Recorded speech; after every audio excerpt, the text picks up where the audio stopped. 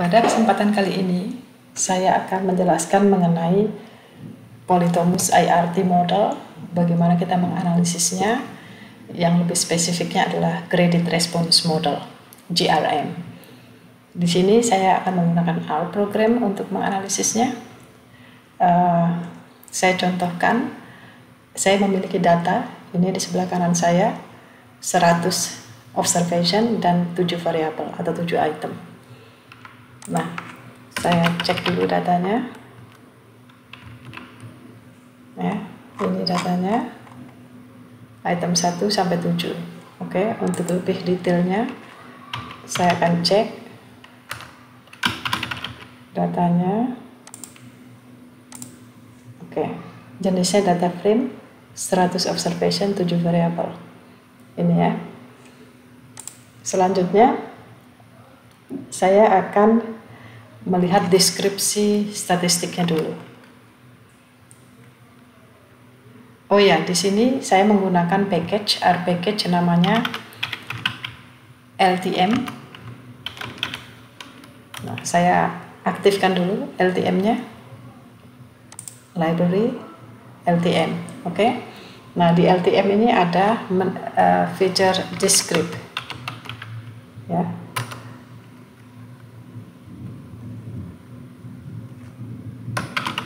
Nah, saya melihat deskripsinya, run. Nah, ini ya hasil deskripsinya, kita bisa lihat lebih detail ya. Ini 7 item, 100 sampel, missing values-nya 0 atau kosong. Nah, ini adalah proportion untuk setiap kategori, karena di sini adalah polytomus responses, jadi responsnya lebih dari 2. Jadi responsnya ada 1, 2, 3, 4, 5 polytomus. Nah, ini adalah proporsi berapa orang yang menjawab, merespons atau memilih kategori 1, memilih kategori 2, 3, 4 dan seterusnya. Ya, di sini datanya cukup bagus. Jadi merata ya, di setiap kategori ada yang memilih, tidak kosong. Nah, kemudian ini frekuensi dari total score. Ini dari seluruh subjek yang skornya 28, ada 16 orang dan seterusnya. Ini adalah Cron Bus Alpha. Cron Bus Alpha-nya untuk semua item 0,6467, kurang bagus. Ya, jadi di sini excluding item 1. Jadi item nomor 1, ketika item nomor 1 ini dikeluarkan dari tes, maka Cron Bus Alpha-nya menjadi 0,5971. Oke. Nah, ini item 7 ketika dikeluarkan dari tes, Cron Bus Alpha-nya menjadi 0,6878.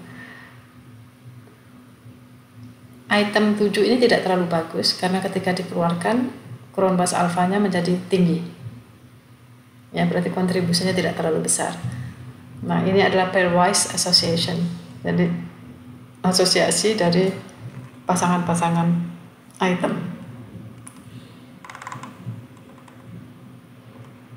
Oke, selanjutnya adalah analisis. Saya menggunakan Graded Response Model. Yang pertama saya menggunakan GRM. Saya kasih nama out 1, model yang pertama GRM, kemudian datanya adalah data ya, seperti ini. Sudah running, bisa kita lihat ini ya hasilnya ya. Nah, kemudian ada out yang kedua,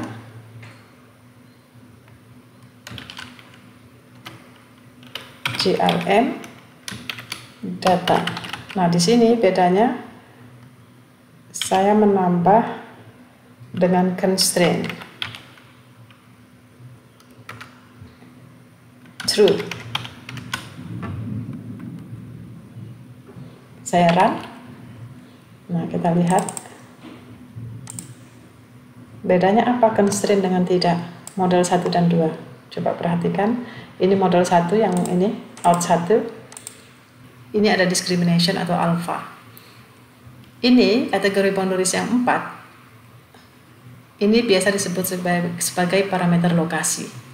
Kalau di kognitif, ini disebut parameter kesulitan item atau item difficulties.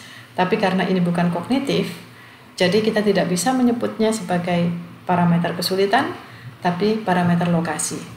Nah, parameter lokasi ini sejumlah kategori dikurang 1, karena dia adalah boundaries. Nah, ini diskriminasinya bisa dilihat, ya, random discrimination.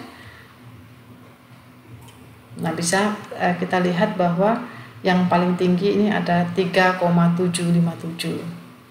Diskriminasi di atas 1 atau di atas 1,5 itu sudah bagus. 1,5 ke atas itu bagus. Nah, tapi yang terpenting, diskriminasi itu jangan negatif, itu sudah bagus. Sekarang kita lihat di model kedua. Ketika saya bilang constraint, true, discrimination-nya diestimasi, tetapi sama untuk semua item. Karena constraint, tidak random, tapi constraint. Ya, seperti ini. Nah, model mana yang kita akan gunakan?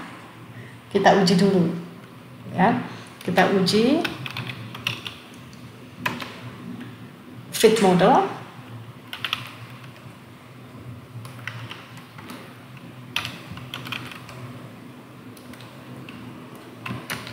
Nah, ini ya hasilnya fit model.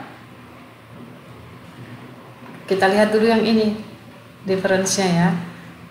Ini kan pakai ANOVA, uji difference. Model 1 sama 2 itu berbeda nggak sih secara signifikan? Kalau berbeda baru kita memilih. Kalau dia tidak berbeda, jangan dipilih, sama aja. Nah, ini p-value-nya lebih kecil dari 0,01. Berarti memang kedua model ini memang berbeda. Jadi kita memang harus memilih, gitu ya. Nah, di sini kita memilih angka yang lebih kecil. Ini ya, saya memilih ini. Oke, jadi model pertama yang random discrimination-nya, ya, bukan constraint. Ini out yang pertama. Oke, nah sekarang kita akan menggunakan hasil dari out yang pertama. Selanjutnya kita akan melihat plot, ya, ICC, item characteristic curve.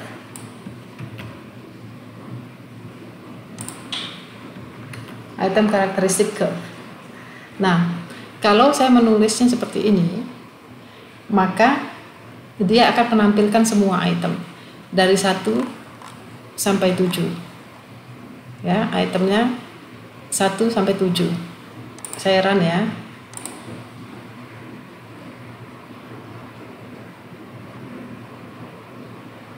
Oke, saya run lagi. Nah, ini munculnya ya, item 1. Nah, perhatikan di bawah kiri, pojok bawah kiri ini tidak akan berhenti. Ya, kalau saya tekan lagi yang apapun yang saya tekan di sini, dia akan keluar item kedua. Ya, saya run di tempat kosong ini, tetap keluar item kedua. Saya run lagi di tempat kosong, tetap keluar item ketiga. Ini tidak akan berhenti sampai item ke-7. Ya, saya run aja terus. Nah, item ke-7. Ini feature yang ini tuh sangat sedikit mengganggu ya. Karena kalau itemnya 70 berarti kita nggak bisa klik apapun sampai 70 item ini selesai. Nah, ini sudah nggak bisa karena udah selesai item 7. Nah, kalau ada kejadian seperti ini, saya ulangi lagi ya. Ini item 1. Dia nggak bisa, yang lainnya tidak berfungsi. Nah, ini item 1. Ini nggak akan berhenti lagi. Caranya, tekan di sini kursornya, tekan escape ya. Nah, selesai semuanya. Oke, ini saya bersihkan. Saya tidak begitu suka menggunakan komen yang ini karena sangat tidak praktis. Sehingga saya biasanya pakai yang ini. Ya, saya tunjuk langsung itemnya. Misalnya item 5. Nah, kalau item 5 ini berfungsi normal konsolnya. Ini item 5 ya. Langsung aja di satu-satu begini, jangan berurutan begitu. Item 7. Oke. Nah, sekarang kalau saya mau semua item misalnya, saya bersihkan. Kita lihat ya. Item 1. Ini lumayan bagus hasilnya kalau lihat ini. Karena bentuknya mendekati ideal ya.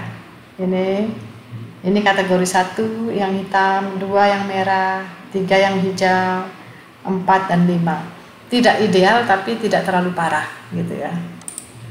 Nah, yang ideal itu seperti ini. Ini item 2 ini bagus sekali. Ya, item 2 bagus sekali. Coba kita lihat berapa sih diskriminasinya item 2. Item 2 itu 2,346 diskriminasinya. Item 3 lebih bagus lagi sepertinya. Ini diskriminasi di atas 1,5 itu sudah bagus. Kita lihat di item 3. Nah, lebih bagus lagi. Ini ya. Dia benar-benar terlihat ya antara curve yang 1, ini kategori 1 pertama, kategori 2 ya, 3 pas berurutan. Yang jelek itu ketika kategori 1 di sebelah kanan, dia tidak berurutan dari kiri ke kanan. Itu jelek. Ya, sekarang item 3, coba kita lihat item 4. Lihat aja dari sininya ya, kelihatannya. Item 4 ini tidak bagus, tapi itu ya. Yang tidak bagus itu 567 ya, tidak terlalu bagus. Coba saya lihat item 4. Nah, ini sudah lumayan bagus item 4. Sekarang 5, tidak bagus kan? Kelihatan dari angka ini ya. 567 ya. 6 tidak bagus, 7 tidak bagus hasilnya. Jadi sudah bisa kelihatan ya, nanti kalau menilai suatu polytomus item itu seperti ini. Dan selain diskriminasi ini, kalian juga bisa lihat ini. Ya, coba lihat item 3 yang paling bagus. Ini ya. Urutannya dari kiri ke kanan itu harus berurutan. Dari negatif yang paling rendah, negatif ke tengah, negatif semakin besar ya, sampai 1 sampai positif. Ini bagus.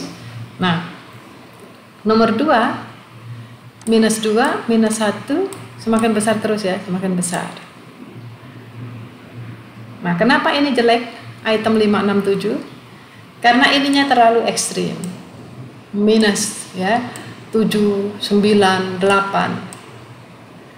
Padahal biasanya kalau kalian lihat di sini, ini skalanya biasanya cuma dari minus 4 sampai plus 4. Walaupun ini tidak terhingga, tetapi kalau di luar dari minus 4 dan plus 4, itu ekstrim. Nah, terlihat ini ya. Nah, yang lebih parah lagi jika ada ini yang terbalik ya.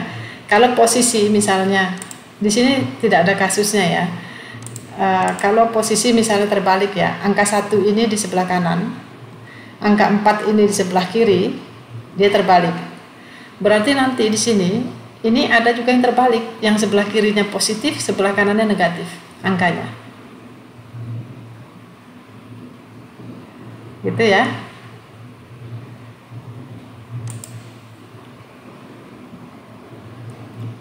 Nah, selanjutnya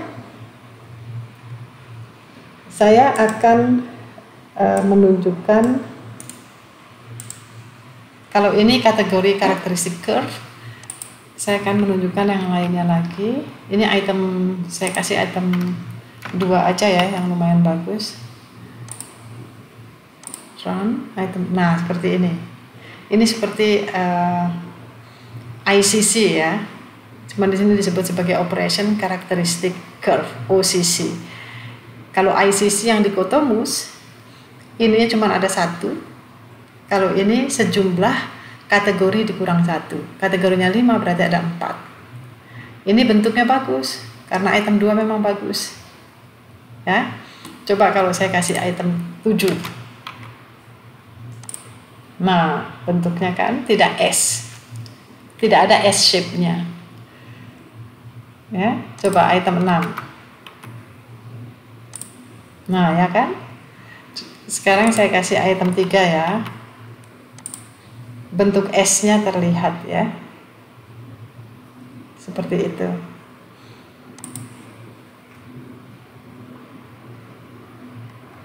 Sekarang saya akan tunjukkan bagaimana untuk mendapatkan information function. Fungsi informasi. Fungsi informasi, information ya, untuk item 1. Item 2 aja yang bagus. Item 1, item 2. Ini jumlahnya ya. Item 2 ini ketika 100% memberikan informasi 8,04 untuk satu item. Berarti sangat informatif. Item 2 mampu memberikan informasi sejumlah 8,04. Item 2. Semakin tinggi informasinya, semakin rendah standar errornya, dan semakin bagus ya. Berarti semakin informatif item tersebut. Kalau saya ganti item 7. Di sini ya, 0,45 nilainya. Rendah sekali. Kalau yang ini kan tadi item 2 ini 8. Ini 0,45. Nah, informasi ini fungsinya apa? Seberapa banyak informasi yang item tersebut bisa informasikan tentang orang yang menjawab item tersebut. Nah, itu fungsi informasi. Nah, sekarang plotnya ya. Kalau plot dari item 2, item 3, item 2 saja. Nah, ini ya informasinya. Tinggi. Saya ganti item 3. Ya. Puncaknya di sini. Berarti untuk orang di daerah minus 0, sekian, di daerah sini nih informasinya tinggi. Sedikit errornya kalau kita orang-orang di daerah sini. Yang ini juga sedikit errornya ya.